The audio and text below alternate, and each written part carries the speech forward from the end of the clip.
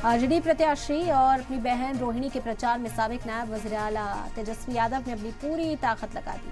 पिता लालू यादव जहां जातीय सम्मेलन में हिस्सा लेकर रोहिणी के पक्ष मतदान करने की अपील कर रहे हैं, वहीं भाई तेजस्वी भी आज छपरा पहुंचे। इस दौरान तेजस्वी ने मरकजी सरकार पर जमकर निशाना साधा और मरकजी सरकार पर आइन को खत्म करने, रिजर्वेशन को खत्म करने और बदउनवानी करने जैसे संगीन इल्जाम लगाए हैं। तो तेजस्वी यादव अपनी बहन के लिए इंतखाबी तशरीह में जुटे हुए इस वक्त नजर आ रहे हैं।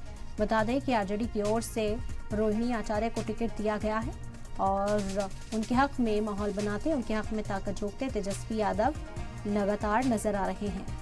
जहां उनके वालिद लालू प्रसाद यादव जातीय सम्मेलन में हिस्सा लेकर रोहिणी के हक में वोटिंग करने की अपील लोगों से करते नजर आए, वहीं भाई तेजस्वी भी छपरा पहुंचे हैं। इस दौरान तेजस्वी ने मरकजी हुकूमत पर जमकर निशाना साधा। मरकजी सरकार पर आइन खत्म करने का उन्होंने इल्जाम लगाया। रिजर्वेशन को खत्म करने और बदउनवानी जैसे संगीन इल्जाम भी मरकजी हुकूमत पर लगाए हैं। अपोजिशन के पास ये बड़ा मुद्दा है। इस वक्त मरकजी हुकूमत को इसी को लेकर घेरा जा रहा है कि मरकजी हुकूमत 400 सीट एक बार फिर बीजेपी चाहती है ताकि आइन में तब्दीली की जा सके, रिजर्वेशन को खत्म किया जा सके।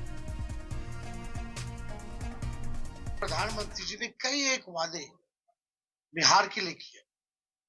हम तो उनका टेप रिकॉर्डर भी लेकर साथ में चलते हैं। जो जो वादे उन्होंने किए थे उसमें सबसे पहला किया गया था, बिहार को स्पेशल स्टेटस देंगे, स्पेशल पैकेज देंगे, स्पेशल अटेंशन देंगे, बंद चीनी मिल को जो है वो चालू कराएंगे।